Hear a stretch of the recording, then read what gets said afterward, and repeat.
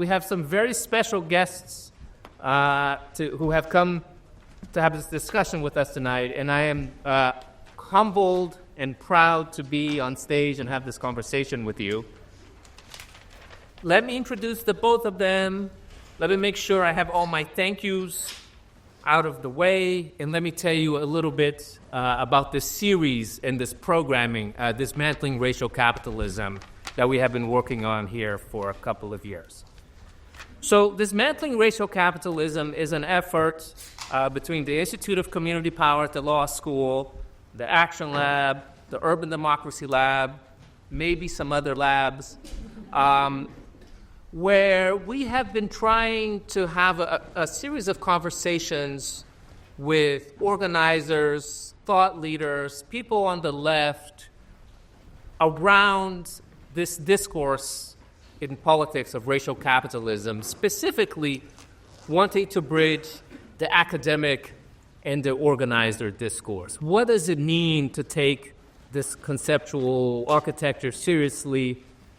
What does it mean for us to actually dismantle racial capitalism? What can we do today, tomorrow, immediately, while having the longer arc of our politics in mind? This is our 6th event. If you poke around on our website, we have videos and clips from some of the other ones. One of the things that happens with this series is that we have a study group happening alongside, and they have fed us the questions that I'm going to be posing to you tonight, because we are, after all, democratic centralists. Let me introduce Keaanga-Yamahtta Taylor, someone who probably does not need a lot of introduction. She was named by LeftRoots in 2016 as one of the 100 most influential African Americans in 2016. She's a very important author. Several things. I will just mention Race for Profit, which is a wonderful book, how banks and real estate undermine black home ownership. Keaanga-Yamahtta Taylor is at Princeton, where she's a professor in the African American Studies Department. Thank you for taking the time to be with us today. Thanks for the invite. Woo! Very nice.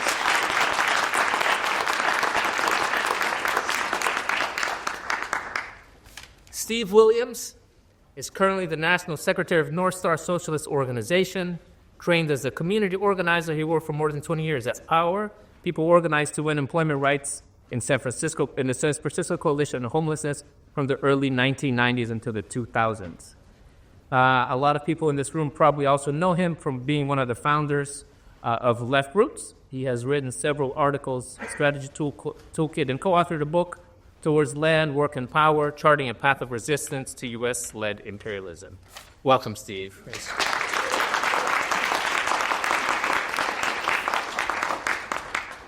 So the first thing I wanted to pose to you and to sort of get our conversation going, it emerged from the study group that we would like the conversation today to be insistent on this idea of a left project. No matter what the news, no matter what's happening, no matter what's on fire at this second, we want to center the conversation on where the left is and where is it going. So the first question we wanted to ask you, and starting with Keaanga, what is your assessment of the state of the left today? This minute. It's bad. What is the... So I have my phone because I was telling Steve that I had no idea what this conversation was about, but I think we're all trying to figure out what is happening, why it's happening, what might we do, in response to that. So I wrote a thing about the attacks on DEI last week. And so now when I was on the train, I live in Philly, so when I was coming up here, I'm like, but I also want to think about this question of why there is not the same level of opposition I feel like the Democrats have co-opted resistance, so I'm going to call it the opposition. Why there's not the same level of opposition to Trump today as there was in 2017. And so obviously, that's not just a question about what the left is doing. It's a bigger question. But I think in terms of what is, so I took lots of notes that have not fully settled in my mind. So if I look at my phone, it's because I'm looking at the notes that I wrote on the train. That was a long way of saying that. So there are a couple of things that I'm thinking about. One is that we have, in some ways, a generation of activists who were trained in call-out culture, okay? What happens when you're trained to call people out, when you're trained to name the thing, and your opposition embraces your hatred, right? When the opposition doesn't care if they're racist, they don't care if they're transphobic, they don't care if they hate women. And so you pointing that out is not a revelation. It doesn't have the same resonance that perhaps it did 5 years ago. And so I think that we have tactics from a different moment and have not shifted those tactics. And, this moment is kind of unfolding in real time. So I think that is one thing. I think that we have a generation of activists who have been raised on foundation money, who have been raised on grants, who have been raised on pools of money around to build the kinds of projects that you want to engage in. What happens when the funders are terrified that the IRS is going to weaponize the funding that they distribute to people who talk about diversity, equity, or inclusion, people who talk about Palestine, people who talk about the long lists of words that they are producing that we are no longer allowed to talk about? So what happens when the money dries up? And activism for the last decade has been treated as a career, as a venture, as a job. There's disorientation. People have not yet figured out, as we did maybe 20 years ago, that you pass the hat, that you steal coffees at work, that you talk to people in person, right? And so there's a political learning curve that I think that people will have to adjust to. I'll say one more, and then because I could do this for a while, but I think that there's been a kind of I think in some ways a litigious aspect to activism, and we can see some of that now where people wait on the edge of their chairs. How are the courts going to rule? Are they going to say that this is unconstitutional? Are the courts going to be the backstop? And I think that this kind of legal strategy, which really, I think, in some ways really became a centerpiece in the first Trump administration, and understandably so. I mean, I think that their strategy was and continues to be to do wildly illegal things, wildly outrageous things, in hopes of getting it into the courts to work its way towards justices that are friendly to them, not just the Supreme Court, but Trump spent the better part of his first administration stacking the courts with like-minded people. So I think that was part of their strategy. And I think that the broadly construed left, reacted to that in centering a legal strategy that in many ways creates passivity, because the point is that we wait to see what the courts do. And, you know, when the courts rule with you, it feels like we have a robust democracy. But when they don't, it leaves people paralyzed as to what to do, because in allowing the courts to play such a central role, then we legitimize their role. We legitimize their rulings even when they rule against us, instead of opening up further questions about democracy. I mean, I haven't fully thought out what I think about this, but Elon Musk is an unelected billionaire. But much of our government is full of unelected, wealthy people who make decisions. I mean, if you think about the state like an iceberg, we vote for the part hanging out on top of the water, but most of it is under the water. Most of it is unelected and unaccountable, and especially when you start to talk about the judiciary. And yet somehow we're relying and waiting on that bunch of people to either sanction or disqualify these decisions, which to me just re-legitimizes their function. But in terms of the left, I think that it also invites passivity. We wait to see how the courts rule. They rule in our favor, it's great. When they don't, it's paralyzing. So affirmative action is destroyed and almost no one says anything. And part of that is the way that affirmative action has been, how it's been presented, and by having these cases at elite schools presents, one set of issues. I think 11% of Black people said that the affirmative action Supreme Court case had no impact on their lives.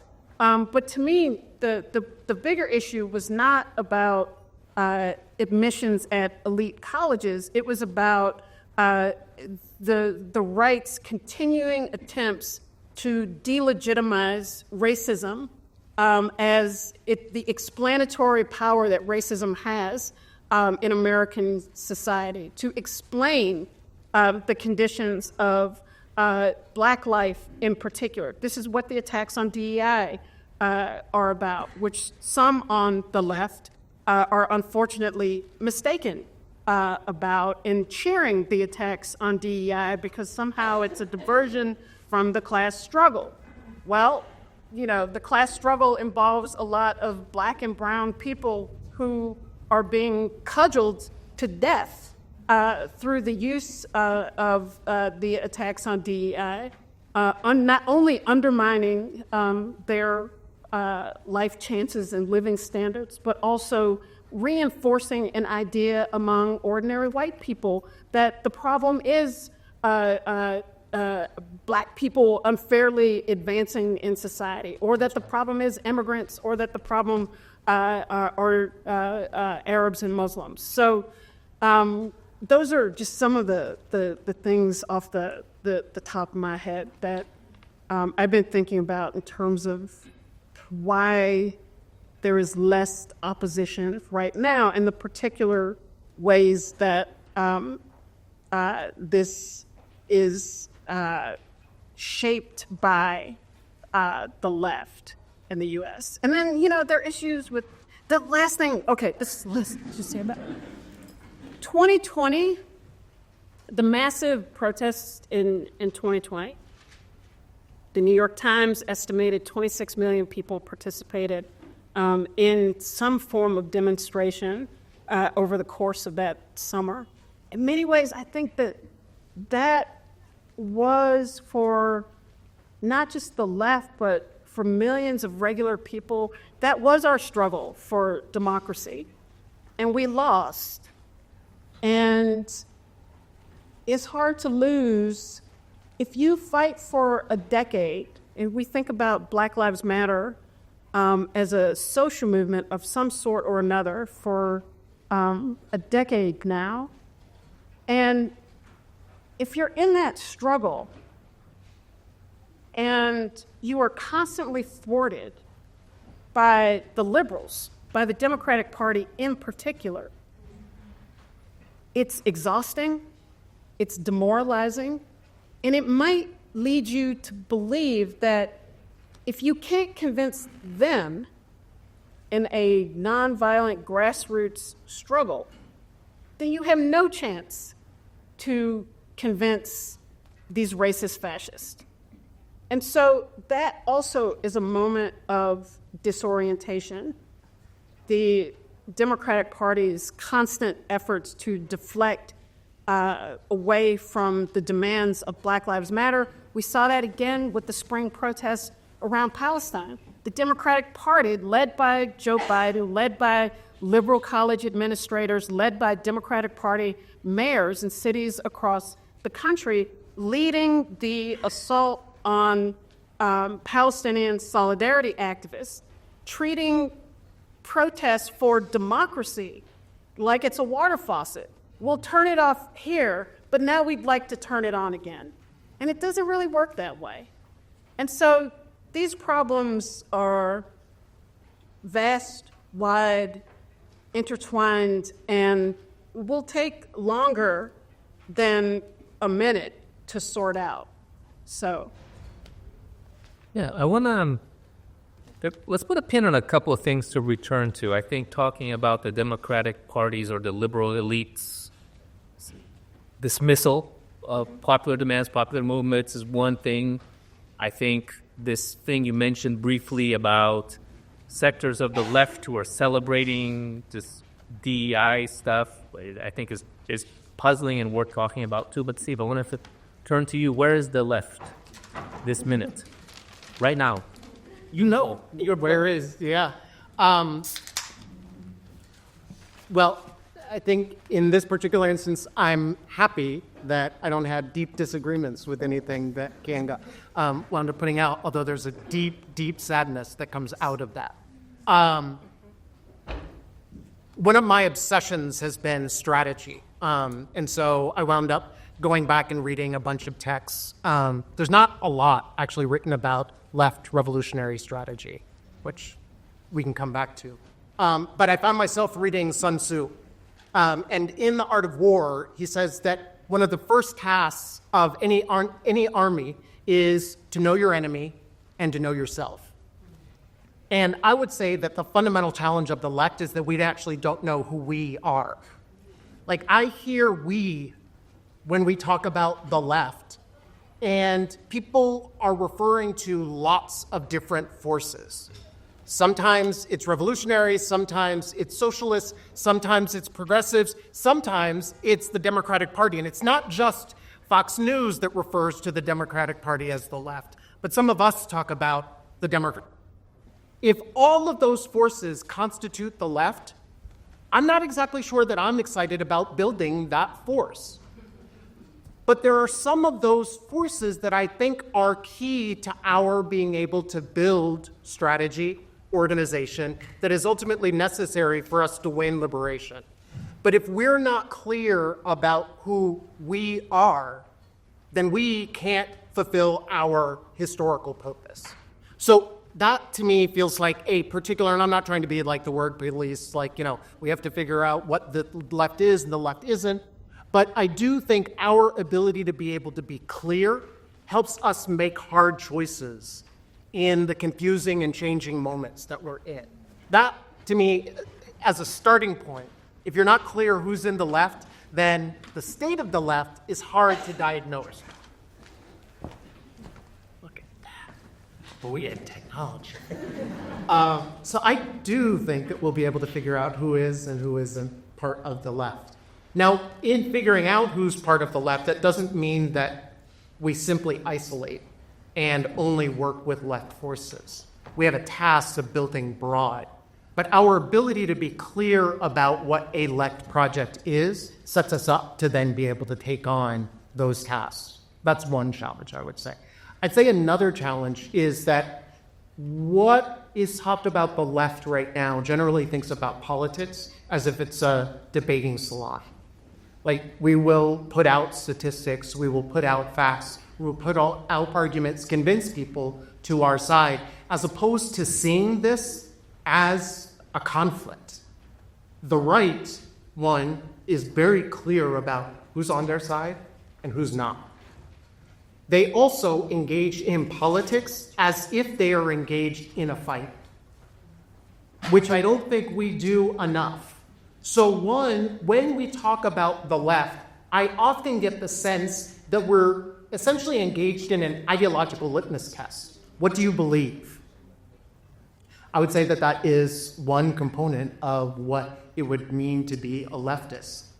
I would say, going back to Sun Tzu, if we're engaged in politics as if it is a conflict, then we have to have organized forces. Right? We all know this. We've all been to the protests. There ain't no power like a power of the people, right? Like the power of people, so why don't we build organizations? Like, that is not an easy project to do, and most leftists aren't engaged in that work. If I'm engaged in trying to advocate for progressive policy, maybe convince my friends of which candidate to elect, then that's me being a leftist. That's not you preparing our forces to engage in the fight that is in front of us. That's, I think, the broad circle of the left. But I would also argue that those of us, I was trained as a community organizer, it's not my work now, but it is still where my heart is.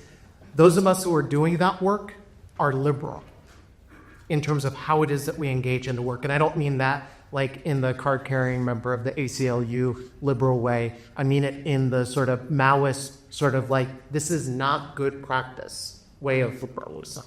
And there's a particular section in Mao's Combat Liberalism that he basically says that one aspect, one dynamic of liberalism is essentially just engaging in your work without a larger plan, without knowing what it looks like to achieve a larger objective. And I think he says, well, as long as you're a monk, you go on ringing the bell. That's just my task. I show up at the office, I do my work, I get to continue to be part of the organizing left. But if that work is not connected to a larger project, there's no way in which our small community organizing efforts, trade union organizing efforts, results in our turning the tide of the onslaught that is against us. So in my mind, one, we don't know who we are as the left. Two, we are not engaged in this work in the way that we need to. And I do think, going back to a point that was made earlier, I do think that there's a historical dynamic to that. Despite my youthful appearance, I am 55 years old, which means that I sort of came of political consciousness right as the socialist bloc was defeated. And a lot of the people, one of them is an incredible activist who's still alive and active, is Linda Byrne. And she talks about sort of the late 80s, early 90s as a period of wreckage. Like all of the projects where numbers of people talk about, in 1968, they thought that they were on the brink of winning. Not like winning a campaign, but like transforming society, right? And both internationally and in the United States, the organizations, the infrastructure that was capable of putting them on the cusp of victory were just annihilated. And the people who had been active in those organizations were completely disoriented, which made sense. This is when I came into San Francisco, like bushy-tailed, like, all right, let's do the work. And all of the people who would have otherwise been there to connect me to generations of struggle weren't there. So we were making it up as we were going along. And we were trying to figure out what it meant to be revolutionaries engaged in community organizing. We were making all sorts of mistakes. And then we were also innovating some things. I remember one instance of coming across this book, Detroit, I Do My Nine, that details the history of the revolutionary black workers in Detroit in the early 1970s. When I was at Howard, we thought we were like cutting edge. We were like developing leaders, making all of this analysis. And I came across that book, and I mean, it basically outlined everything that we had been trying to do, worse than that. They were doing at a much higher scale. And there was a part of me that was like energized, like, oh, we're on the right path. Like, this is really exciting. And then there was a part of me that felt betrayed. Like, I had done all of this work reinventing the wheel. And those lessons, that historical connection, the sort of mentoring, was broken for a particular generation. And so those older comrades talk about being part of a movement that was not just strong in the United States, but people talked about the national liberation movements in Africa, in Latin America, in Asia. They saw successful projects that people might or might not have had critiques about in terms of establishing social, but there was something that indicated winning was possible. And I think for a lot of us, our generation, I'm now sort of extending back to young people, there is no sense of what it means to win. We engage in this work because it's righteous, because it's the right thing to do, because if we lose, at least we were on the right side of history, not because we think that winning is a distinct possibility. And I think that we then have a task of recreating that connection to the historical legacy, the lessons that our revolutionary ancestors left us, but also to sort of take up the task of defining what the left is and being bold and audacious about the project that we're on.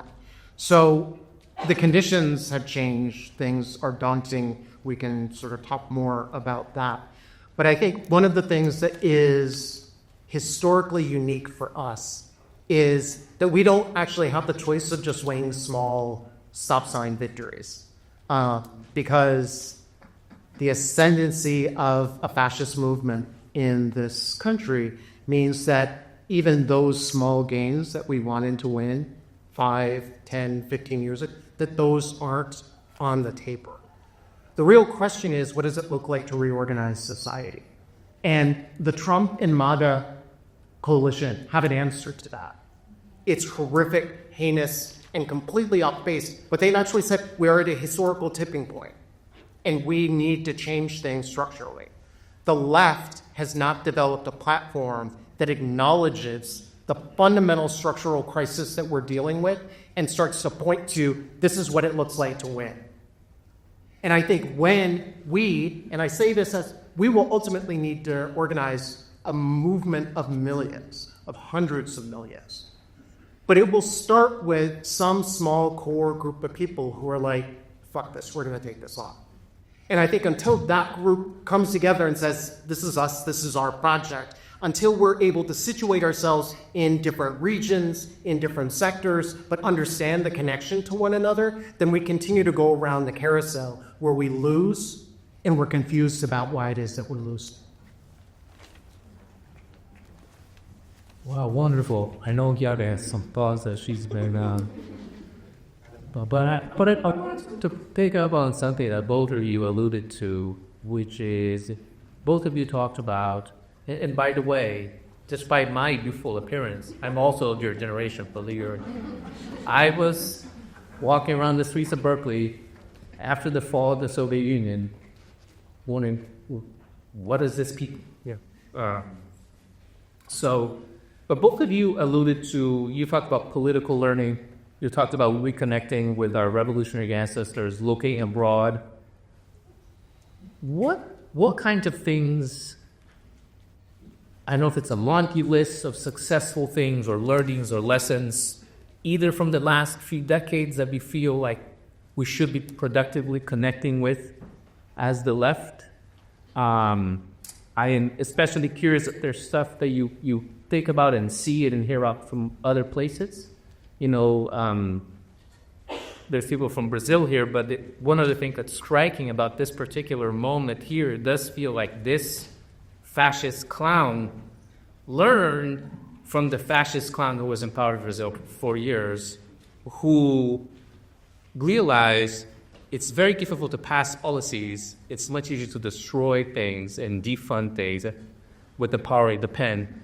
And once things are broken, it's difficult to rebuild it, I think. So they are learning from each other on the right. So I'm curious also if you see lessons from other places that you think are inspiring or that okay, sure, tape on.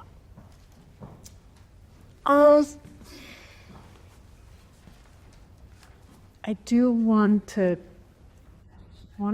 Do it, Dirk. just talking parallel. So I think that I guess I would say that I don't think the problems that we have are just, and not just, but that if we come up with the right program, like that's the missing ingredient.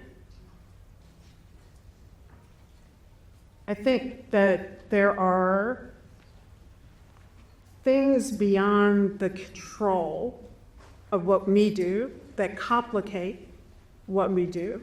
And one of them, or not one of them, but a constellation of them that I think that I feel like we don't often take seriously is the effects of neoliberalism and a kind of rapacious individualism that pervades American society, but that the left always states that, well, that doesn't include us, because we're aware that neoliberalism is a phenomenon. And I think that, if you live in a society, you're impacted by the things, the ideas, the materiality of the conditions of life. These, have an impact. And so I think that how does that manifest itself? I think we underestimate the corrosive effects of online culture, some of which was imposed on us because of the pandemic, but that arrived earlier. And, we think back to the first iteration of the Black Lives Matter movement, and the debates were about, do we need organizations? Do we need to even be in the same room? We have Twitter, we have social media platforms that allow us to reach broader and broader groups of people and to really overcome the limitations of earlier social movements. And so then, the issues of the pandemic, I think, reinforced a supremacy of online culture that has really been corrosive and devastating to organizing and building something that involves human beings, which is really what socialism itself, rebuilding a left, is at its core is about people being able to collaborate and come together. I think that the crisis of loneliness and depression is like a real thing in undermining people's relationships and the ability to make relationships and to connect. And so these are big questions that aren't just, do we have the right program? It's like, how do we actually connect with each other? And, in some ways, that was what was so brilliant about the protests in 2020, even the protests last spring and the encampments that were able to bring people together off their computers, off their phones, into the same spaces. And so there's that aspect. And then I think that there is something, I did an interview on the Dig after the presidential election. And one of the things that I talked about is left culture, and that we have a left that is often hostile, right, to new people. And so when people come in the room, you're immediately trying to figure out what you disagree with, where the lines of demarcation are.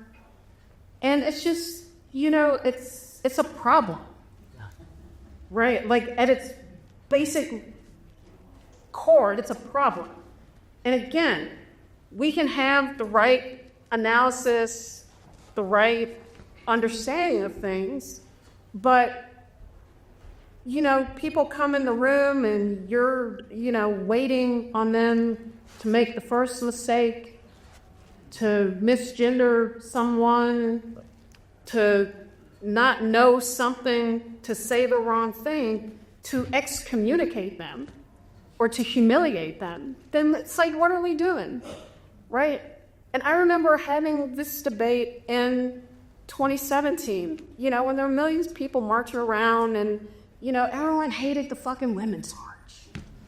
And it's like, were none of you liberals before you were the most radical people in the room? Like, that's what happens. Every radical is a pissed off liberal, is a liberal who radicalized. Lighten up,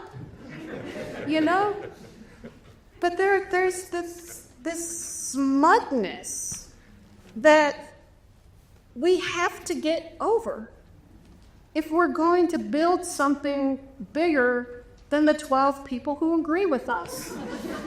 And that's been the problem, is this, if you don't agree, then go to hell. Well, we have a problem now. We have a problem. The barbarians aren't at the gate. They have the keys, they open the door, they move their furniture in, and they have the whole fucking house. So we're either going to have to figure out how, it's like a couple of things. One is how you come together around specific issues, march separately, but fight together around a particular thing.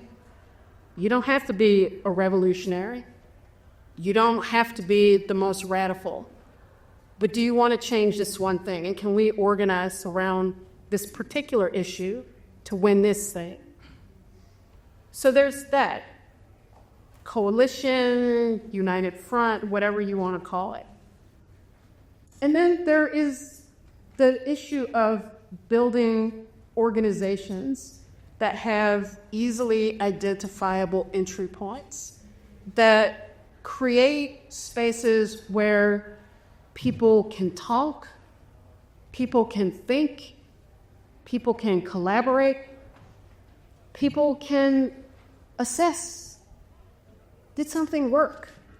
Did it not work? Why? What do we do next?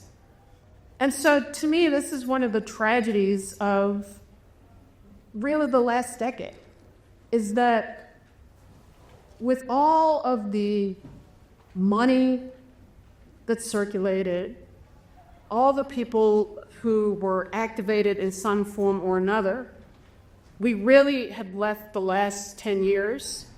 And if you're thinking, really capaciously, I think we've been on a wave of radicalization that opened up in 2008 in the aftermath of the financial crisis, which exposed all of the hypocrisy, all of the lies of the elite who had spent the previous generation telling poor people, poor black people in particular, that it was your fault, that you couldn't get your shit together, and that's why you are in the state that you're in. That's why you died in the waters of Hurricane Katrina, because you couldn't get it together. And the financial crisis ripped the masks off of it and showed that it was a bunch of greedy, reckless Wall Street bankers who were ruining everyone's lives, right? And so that opened up so many possibilities. It opened up the space for Occupy Wall Street. It opened up the space for the emergence of Black Lives Matter. It opened up the entire next 15 years of struggle. But movements don't win just because they should. So that's the real fuck around and find out, right? They don't win just because they should. And so we come out of that period with, I think, a level of awareness and consciousness. The reason why I'm not in the fetal position and just completely depressed is because I think that all of the reasons that made people go out into protest in historic numbers in 2020, none of that has been resolved. None of that has been solved. And people are angry and don't know what to do and are waiting for someone else, namely this inept, corrupt, horrific excuse for politics, the Democratic Party.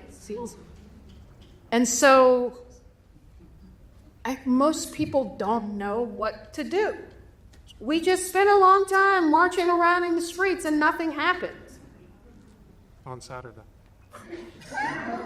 And then, when political change is so enmeshed with electoral politics, right? Don't boo, vote. Well, the election just happened. So now what? Are we just supposed to sit around and wait for the next election? So people don't know what to do. Everyone's not on board. And to the extent, Trump said he was going to shake things up. So he's shaking things up. And the Democrats in their feeble resistance look like they're just trying to hold the status quo together, which they are. And so the anger, the fear, the frustration has nowhere to go. So it looks like people are just going along to get along.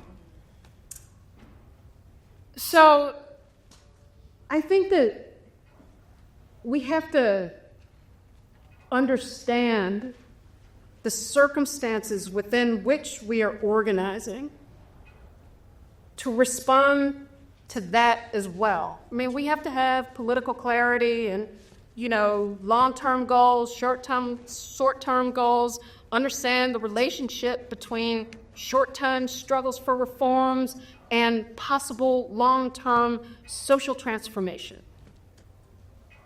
But we also have to understand the environment that we're operating in so that we don't draw the wrong conclusions that when, we have the radical meeting or call the protest and people don't show up, they just don't care.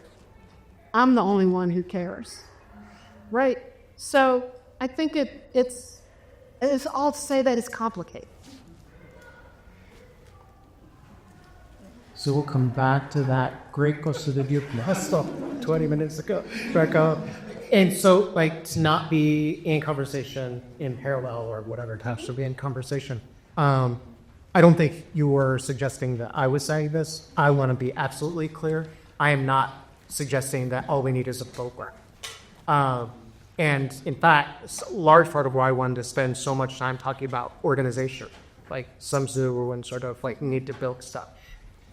And I'll come back to that. But I think that dynamic of incredible, historic upsurge that wound up happening in 2020 is something that we should not take for granted. And And I think it's really helpful to track it back to 2008 and the Occupy movement and all of the dynamics that sort of emerged out of that. The lessons that were then sort of metabolized in a particular way and then sort of getting. I had the good fortune of being co-workers with Alicia Garza, one of the co-founders of the Black, like she's the one who set the tweet. She did not think that a tweet was going to transform the world. Like she was somebody who was knocking on the doors of low-income African-American folks in the last remaining Black neighborhood in San Francisco, trying to build an organization to fight against gentrification.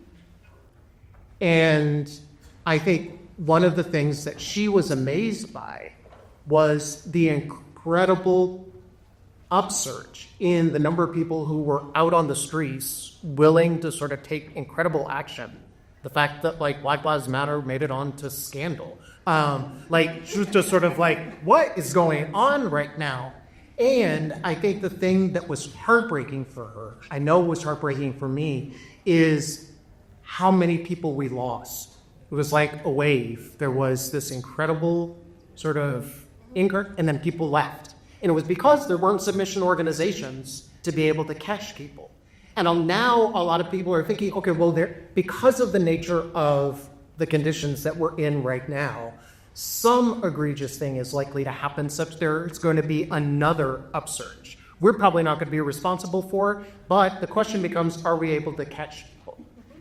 But that often then winds up falling in the lap of people who are actually taking on, I think, a very distinct set of work. A set of work of trying to develop and cultivate the leadership of the lower ranks of the working class, developing their capacity to actually be able to lead our struggle. There's bunches of folks from hosts of organizations here in New York that are here that are sort of engaged in that work. If those organizations that are trying to develop the leadership capacity of working class people of color, Black folks, Latinos, Asian Pacific Islanders, if they're responsible also for catching the millions, then the project of those organizations gets diluted.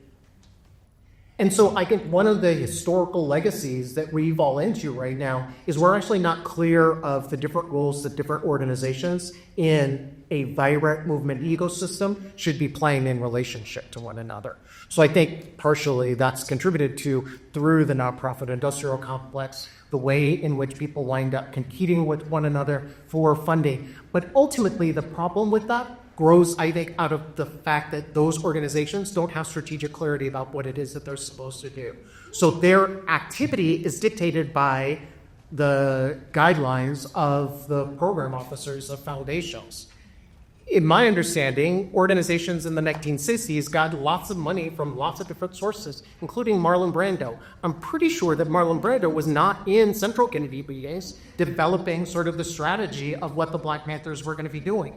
But Marlon Brando was giving them lots of money.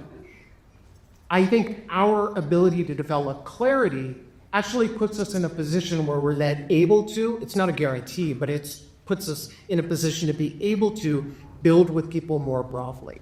I think oftentimes the exclusionary nature of politics plays out because people are looking for a home to get clear. And then because they don't have that space, they try to make every space that opportunity to get clear, even though it's supposed to be a coalition where bringing in people that you disagree with. I think for our sloppiness of folding the purposes of different organizations together inhibits our ability to both be able to get clear and to get big. The last thing I'll say, which I think is sort of connected to the theme of this in a lot of respects, and now is the defense of pro-life, is an experience that I had in 2011. I got a chance to be in Dakar, Senegal, at the World Social Forum. And while I was there, Samir Amin was also there. So it was like my opportunity and totally like fanboy. Like I was like, oh God, you know what this is? And just on the clock of history, like 2011, and to also be in the midst of Arab Spring, we happened to be at the World Social Forum as the mobilizations and occupation of Tahrir Square was playing out. And we're actually there when Mubarak said that he was going to hold a press conference. Everybody thought he was going to sit down. He ultimately got on television, gave this like long rambling speech, but did wind up stepping down. But we were in a meeting of the Assembly of Social Movements, and everybody was convinced that he was going to sit down, that we had won. And so people are losing their shit. Like people are celebrating, throwing capis, and like it was beautiful. And because I was obsessed with Samir Amin, I'm like keeping an eye on what is he doing? Like, is he that? And he's stewing, just like so angry. What is going on right now? And then eventually he gets so fed up, he storms the stage and takes the mic. And he basically gives this like grandfatherly like diatribe at folks. And he was like, we're not going to win.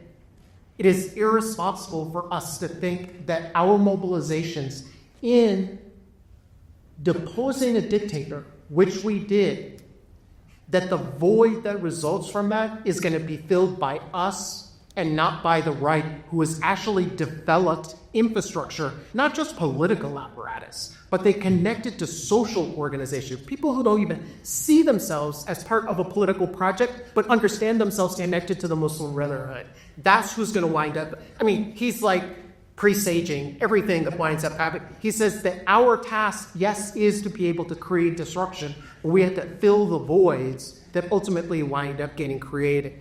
In my mind, the reason why it's important for us to think about organization is because it's my experience that organizations re-socialize people.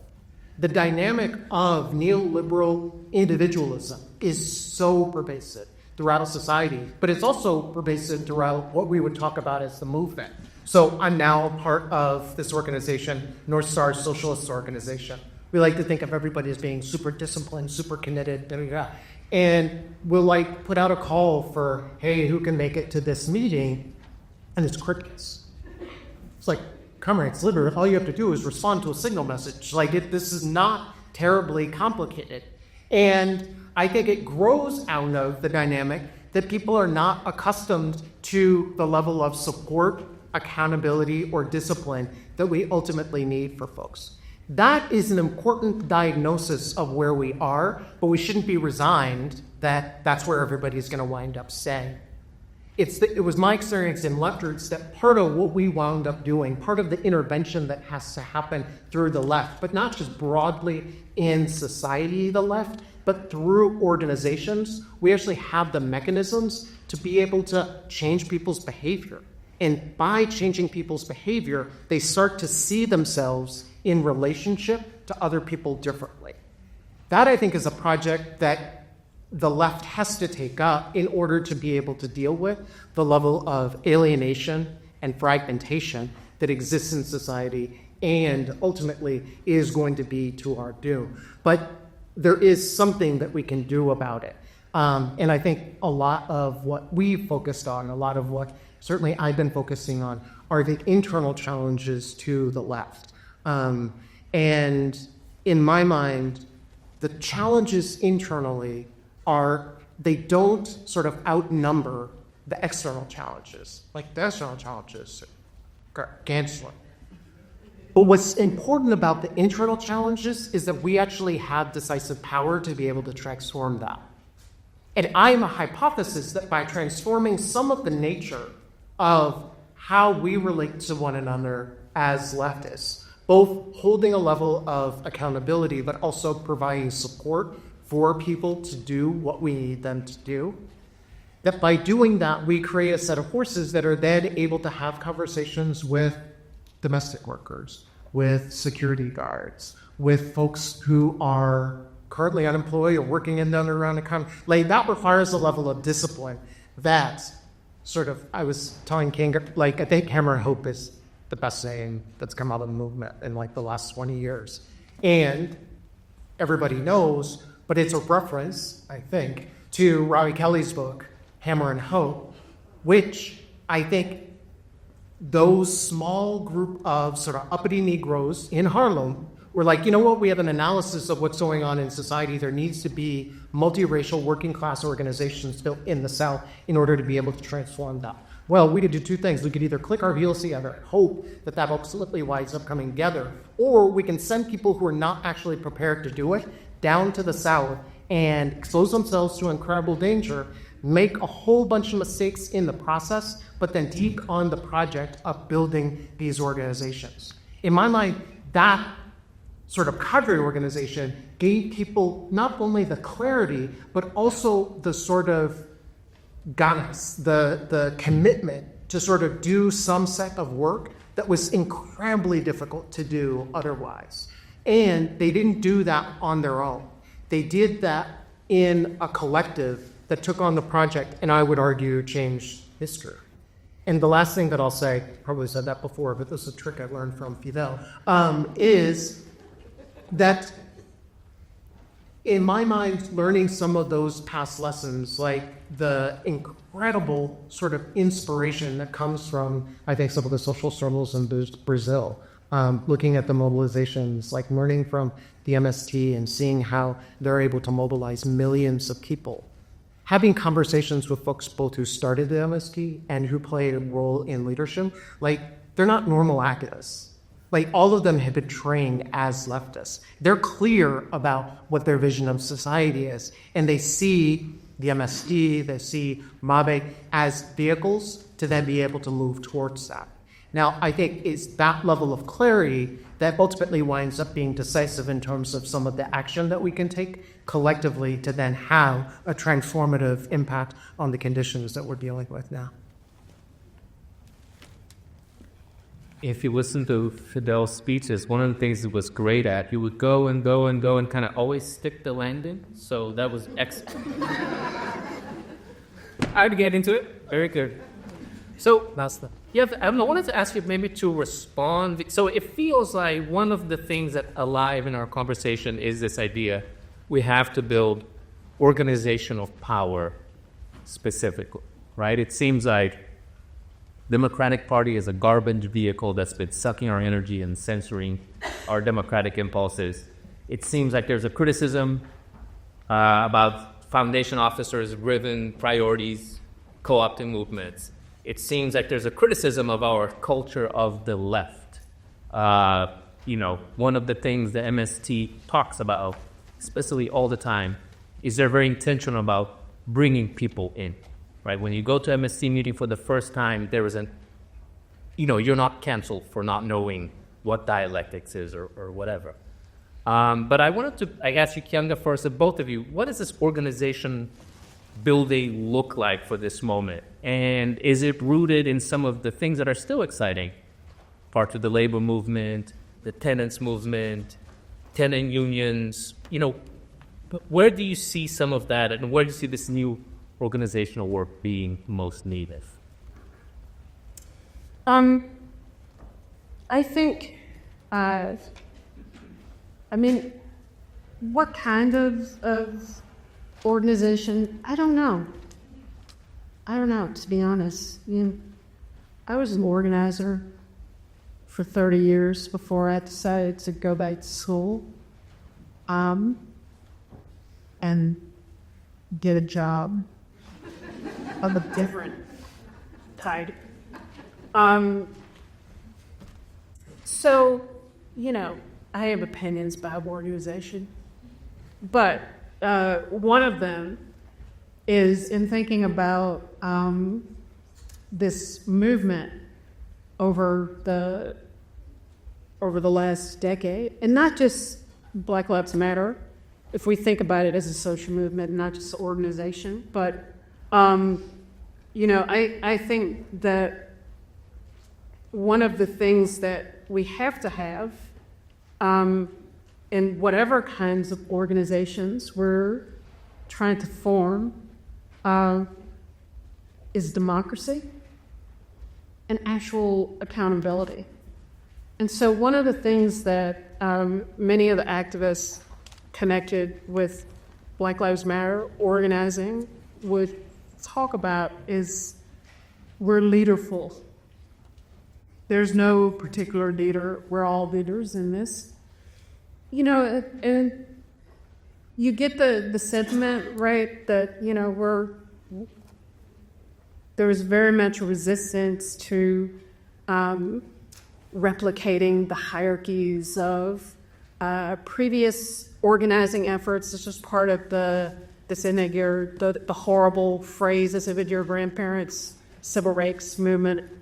I'm a professor of African American history, and I can say conclusively that most students don't actually know what the original civil rights movement was, which is the only way you can come up with a statement that crazy. And so, but you understand the sentiment. It's like people don't want the single, heroic figure that everyone else is organized around. They don't want hierarchy. But they're always leaders. The question is whether they are held to account for the decisions they make. Not there are no leaders. I mean, somebody is signing a check. Somebody is making a decision to show up here instead of there. Somebody is making a decision to put a call out for this instead of that. Those are the leaders. And so the issue is, are those people held accountable? And how do you hold people accountable, which sounds a lot more hostile than it should be? And to me, that's by having a robust regimen of democracy within your organization. And so what does that mean? It means that we vote on things, and that we are committed to the outcomes of those votes at its very basic level. And it seems very basic, but to me this is a pervasive kind of omission in a lot of the organizing. And then they're just dynamics when, for some people this is your job and your livelihood, and for others it's not. And so this creates different dynamics. So the organizational form, I'm not exactly sure, but I think the issues of accountability and democracy have to be at the center. One thing I think is also important is Skid's talking about social movements and organizing. I think labor is incredibly important in terms of labor's capacity to truly shut things down, not just symbolically, but to truly have the social weight and power to do so. And so, I think that means having a relationship with the labor movement, to the labor movement. So, I don't know. I don't have a prescription. I don't know. But I do think that, in general, we need more political discussions. We need a healthy culture of debate. Yep. This is one thing that's missing. So I would say democracy, accountability, but also political debate. Yep. We don't have enough of that. And to me, these are premiums because, there's people have lots of questions, but they also have lots of experiences. It's not, there's the Marxist saying, who teaches the teacher? And, right? Who teaches the teacher? The struggle teaches the teacher. And the people engaged in the struggle teach the teacher.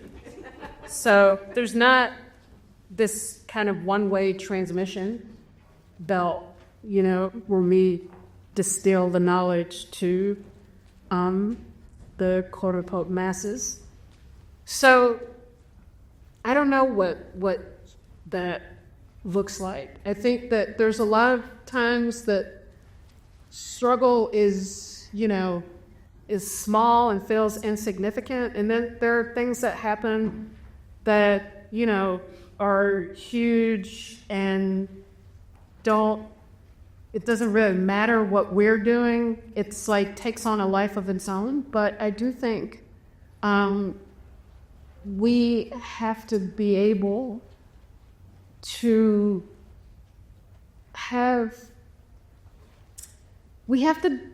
say something about the politics and the direction of things. It can't just be struggle for the sake of struggle.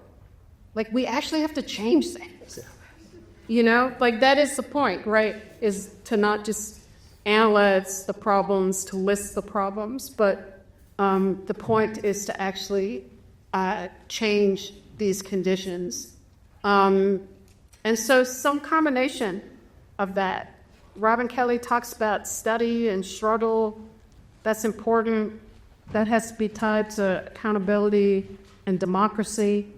And that has to be tied into creating a left culture that is open, that is wants debate, that encourages debate, that encourages political conversation. So those are just some of the random ideas I have about this. But yeah, I don't have any specific vision of what it should look like.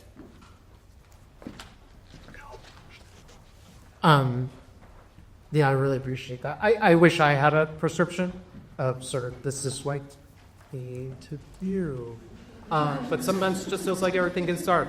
So then I'm just muddling through and figuring out what it is that we do in the dark. But for the sake of pay homage to Soul House Rock and De La Soul, I'll offer three things because it is the magic number.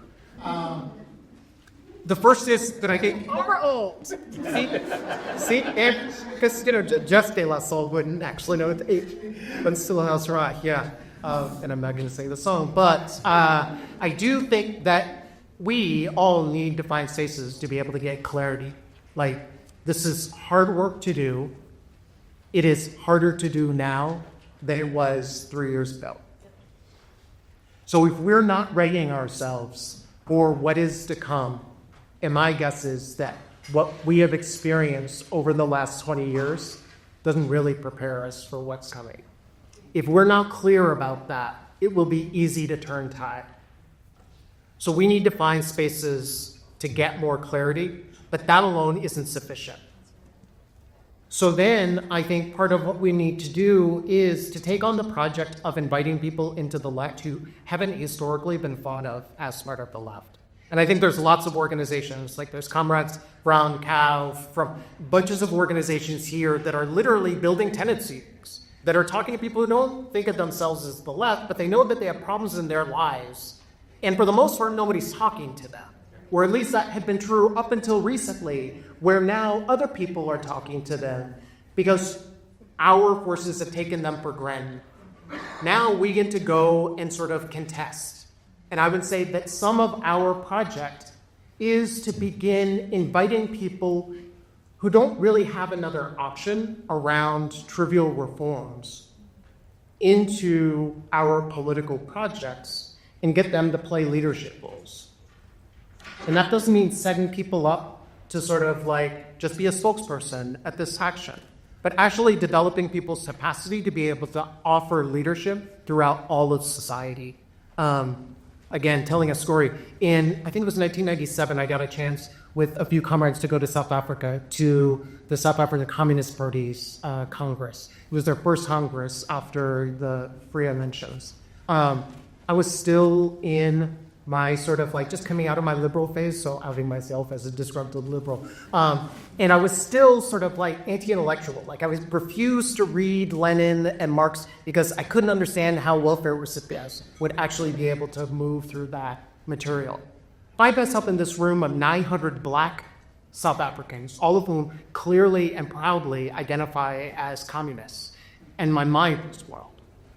Then, amidst the sort of singing and toy-toying and debating the future of society, there was a break, and I was socially awkward, so I went out to the local bookseller and sort of set up books. I wasn't going to read any of the books, but I went out there to sort of look at them. And this guy comes up from behind me and he says, well, you have to understand when Marx wrote The Poverty of Philosophy, he was writing in response to Hegel, who wrote The Philosophy. And I was like, oh, my name's Steve. Like, maybe we should start with that before we get into the circles. I was like, so you're a teacher somewhere, like where you teach? And he was like, no, I'm a diamond miner. And I was like, oh, cool. So you used to be a diamond miner and now you're a teacher somewhere. So like, where do you teach? And he's like, no, I'm a shop steward in my union. And during the anti-apartheid struggle, the SACP, the South African Communist Party, did political education training for all of the shop stewards for us to be able to offer strategic leadership in the anti-apartheid struggle. I was like, okay, so wait, so you're a diamond miner, somebody explained these texts to you, right? He's like, no, we would sit down and we would read them all together. Like, after I paid my job off the ground, as somebody who had gone to like an elite university and refused to read books, but then thought of myself as a revolutionary who was prepared to sort of go up to them, I was like, well, maybe reading a book with like multiple syllables is a sacrifice, so I should be well. So in my mind, one, we get clarity, but then two, we actually start building organizations that have as the culture, building the leadership capacity of the folks who are ultimately going to transform society. And that the last thing that I would say, to keep it in threes, is that we have to be society-facing in all of the work that we wind up doing. So we're building these organizations, whether it's trade unions, and there's so many organizations, like the organizations here in New York, but then there's also like the Chicago Teachers Union and the United Teachers of Los Angeles. Like, there are incredible trade unions, amazing organizations. I think our ability to connect with those is critical, but then ultimately we have to be willing to get messy. So I will say North Star wound up sending members down to North Carolina, Pennsylvania, and Arizona this last year to try to encourage people to vote for Kamala Harris. And it was hard. Like, one, I mean, it was hard just sort of talking to people. Like, it was hard for us to feel comfortable doing that. And I will say, like, after having gone through that practice, one, I was always, like, the Democrats are, like, when people are like, well, we lost I didn't lose the election. Like, that wasn't me. They lost the election. It's like, you know, if it had been the Chiefs against some other team I really hate, like, I would have been like, I'm not really in this fight, but like, I might watch the halftime show. Like, this was sort of but this fight is going to have a dramatic impact on the terrain in which we struggle. So we decided to go down there. First of all, we had to get our heads right about doing that. But then in talking to people, I was completely surprised by how open, excited people were about a longer term project. Nobody was really deluded, and there were lots of different messages. I remember meeting my first Latino who said that he was going to vote for Trump, and I was like, okay, I'm not supposed to talk to you for long, but I need to understand this. And so we had this long conversation. But like, I think our ability to sort of face society, to get dirty, is the task that we take on as we develop our clarity. And so that all of those are in relationship to one another. Because I got clearer about my own positions by engaging in that work of talking to people who were not at all aligned. And got me more clear about what leadership we can develop within our communities to then offer a leadership, not just to the organizations, but to the movement. So I would offer up those three things, and we start to move from there. Amazing, thank you. We have 5 minutes. I'm dying to ask what the content of your thought bubble is, Keaanga, because I see it. I just don't see the words. In 5 minutes. I'll be quick. Okay, yeah, do it. Well, for the first question, one of the things that the left has to figure out, talk about, is independence from the Democratic Party. And so that's the thought bubble. Campaigning for Kamala Harris is a big no. But that's my own thought bubble, because I think that it raises too many contradictions. In the midst of genocide, I mean, I know Trump is horrific, but we're in this dynamic, right? The Republicans are going to be increasingly more horrific. That's just the dynamic that we're in. And so if the logic is to keep the horrific Republican out of office, we always have to. I mean, I voted for Kamala Harris, great, but I certainly wouldn't tell anybody else to. And so maybe that's a contradiction. But that, I think, the issue of what is the relationship of the left, not the liberals, not, but the left to the Democratic Party is huge, because we're going to have this dynamic from here on out where they're terrible, and what are we going to do? And I mean, we're seeing, like, this is the best the Democratic Party has to offer in the face of this. It's like absolutely nothing. They are so institutionalized. They don't know why they lost. So they're paralyzed. They don't know, should we be sucking up to the right? Should we be pandering to the left? We have no idea. So we're just not going to do anything. And so tying ourselves to that is a political problem that I don't know how to get out of. But this is one of the debates.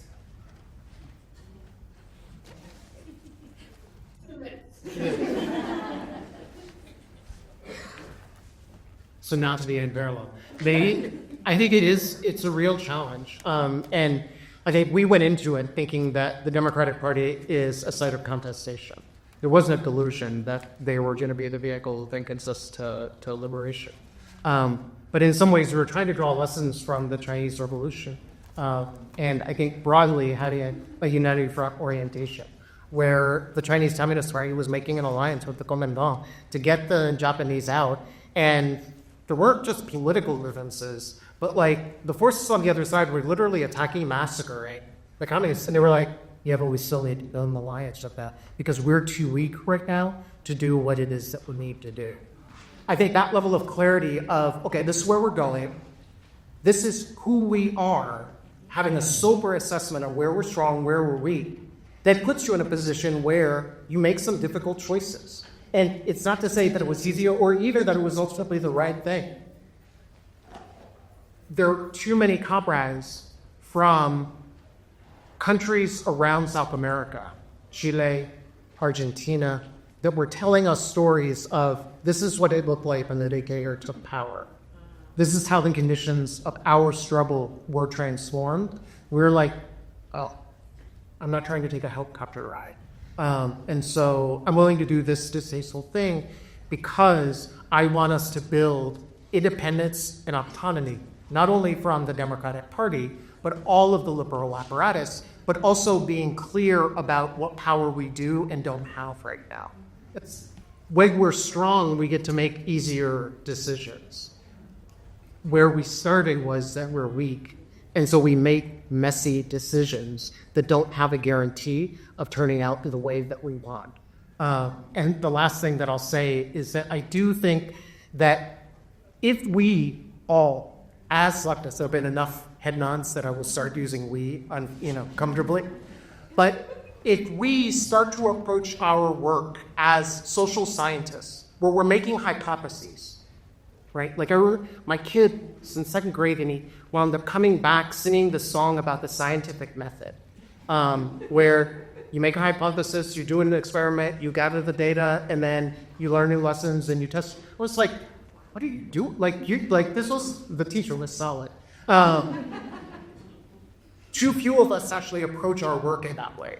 We're dogmatic in the way that we engage in it. This is the right thing to do. We assume the answers before we've actually engaged in the struggle. I think if we're willing to take a hypothetical approach to our work, where we name at the beginning, if we do this, then we think that this will be the outcome. After doing the work, seriously, soberly assessing, did we actually achieve, not did we feel good about the action, did it produce the outcomes that we anticipated? I think if we do that, we start learning more important lessons faster than we do right now. And I think that's the only way for us to get out of being weak and having to make messy decisions. I would say that the debate over the Democratic Party is not new, though it's very old. That's right. Serial? But I want to on first of all, this thing of social science, that's you're speaking my love language, so like you, right? But I want to honor this what you said, Karen, about having and that culture of being able to disagree and dig into issues. So I want to give you a chance to respond. Talk more about the Democratic Party, or we can talk about. No, I mean, I do think we actually need, more of this debate about, strategy, tactics, and the politics of it. I would just say that the question about the Democratic Party and its kind of historic role as a gravedigger for the left is old. It's not a new question bringing up new challenges. And I think that the typical role of the Democratic Party in the United States is not like that of social democrats in other countries, where I think to me, that there's a lot more space and contingency around what the relationship might be to those parties. What we have now is a party that told us for months that Trump was a fascist, that fascism is around the corner. And as soon as Trump wins the election, Joe Biden is like, welcome home, welcome back. They all fall into line that, okay, we're back to business. The fascist has won, and we're going to vote for all of his cabinet members. At the expression of politics of joy before that. Oh yeah, let's look at the joy. So then it's like, it's not, well, we're going to take helicopter rides if the Republicans win, and not if the Democrats are queuing up the flights. They're putting gas in the helicopter. They're turning it on, and then they're walking away and enjoying a ride. And this is part of the problem. They are so complicit in the entire thing that I feel like it then compromises us to then go back. I'm just thinking about Bernie Sanders, who, makes this brilliant speech about the Democrats 3 days after the election. But then it was like, but you just spent the last 3 months going around the country painting this picture of Kamala Harris in ways that she wasn't. And so it kind of then undermines your sharp critique 3 days later. And so that's part of the problem. I mean, I think everyone I think understands the complication, the complexity, the difficulty. I guess the thing that I'm raising is that at some point, and I don't know what point that is, we have to get out of this cul-de-sac of the Republicans present a monster, and so we can fall in line behind the quote-unquote lesser evil. I don't know how to get out of this dynamic as they become increasingly more monstrous. But I do think it's important to identify the dynamic that then can tie us to their agenda and complicate our ability to argue. Because you know what happens now? Now we're waiting on the midterms. Right on, yeah. Oh, Lord, we just did to midterms. And then once the midterms get here, well, we're 2 years out from the election. And it's got to be all hands on deck. And we're stuck with this shit, this loop. So, again, I don't know how we get out of it, but we at least have to acknowledge that it is a problem, right? And start thinking about how to get out of it. Are we going to keep? Yes. We are almost at time, but then I would not be doing my job as an educator and a person with some gray hair. You're both so important to all of us. There's young people around the room and there's organizers and like who are in despair, and I feel like we can't afford despair. We don't have kind for it. What else? What other emotions can you put in that box? We know how we're going to do it. We're going to be organized, and we're going to be in space. We're going to have healthy, inclusive debates. We're going to be plural. But emotionally, what are some, please? I can end this event at this moment in brief. Thank you. So I'm going to say two things. The first is, earlier today, I got a chance to sit down with the organizing staff at Keeanga. And as we were starting, a member came walking in off the streets.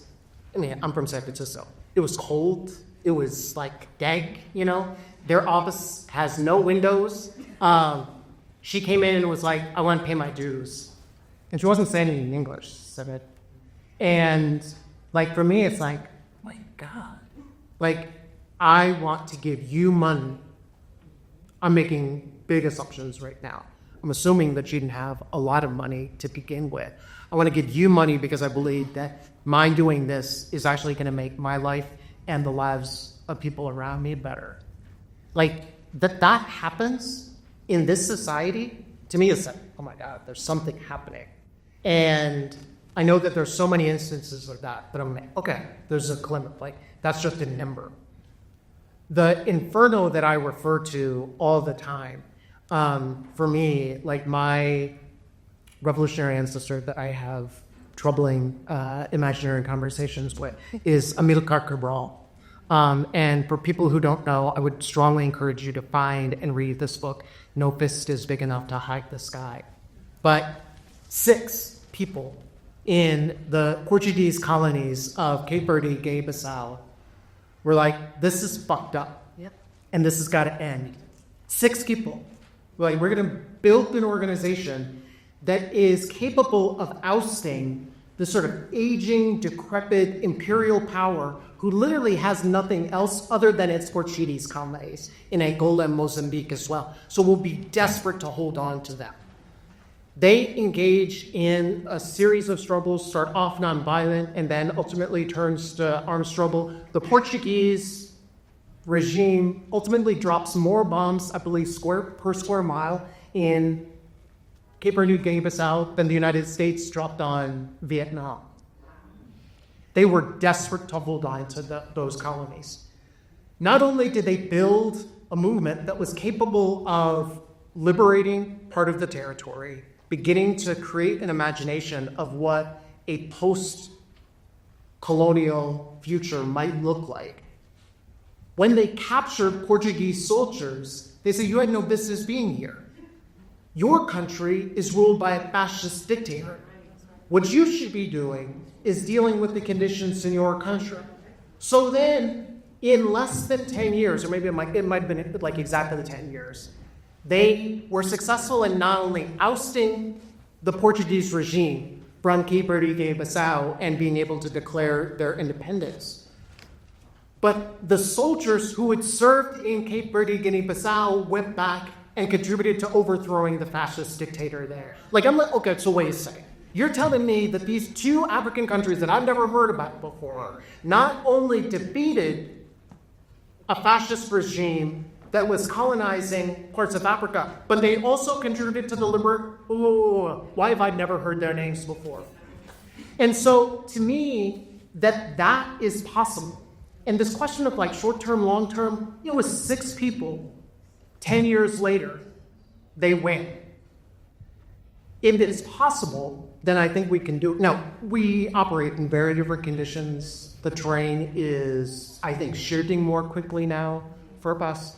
But it does put us in a position where I think when we win, we win all of it. Yeah.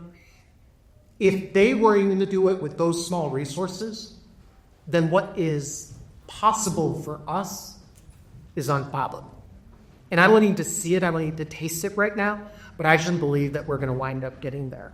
And there's this incredible poem by Martina Sala, Imagine the Angels of Brett, And again, people should check that out. But he sort of says, like, if everything starts at some point, then let this be the year. And so let this be here.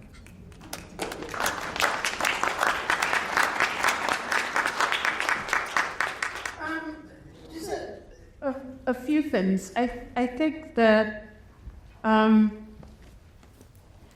my confusion, what should we do, I don't know what to do,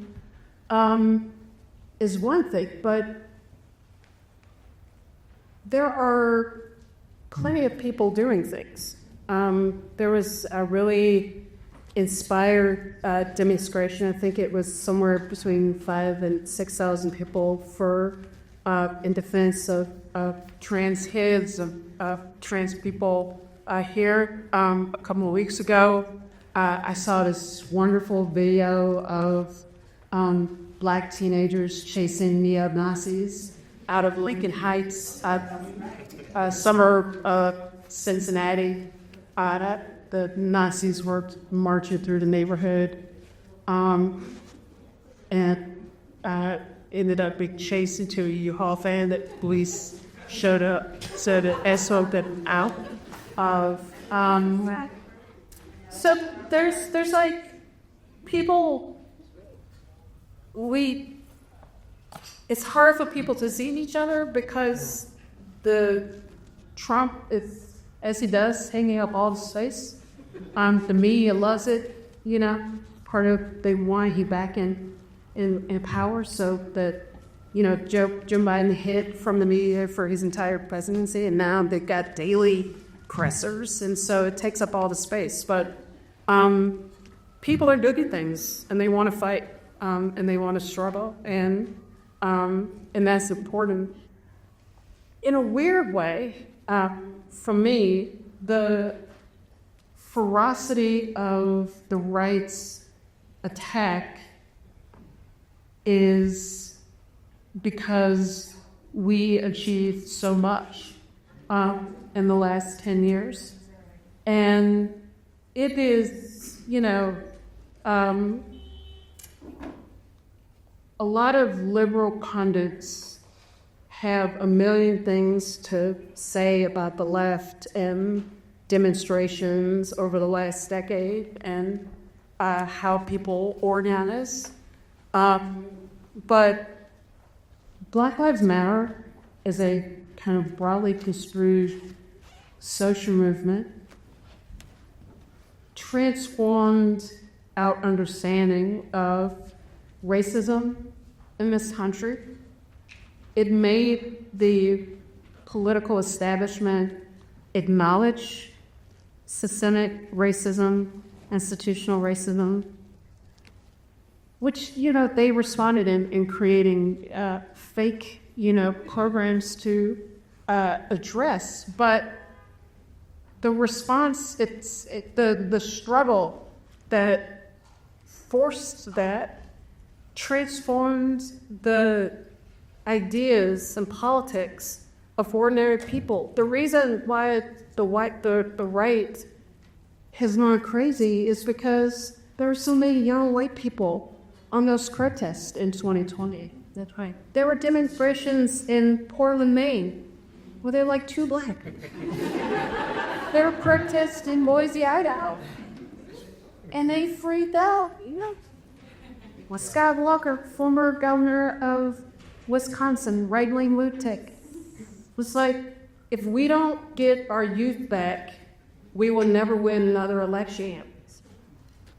And so, in a strange way, we can feel, to me, that is where the potential lies, is our protests were powerful and changed things.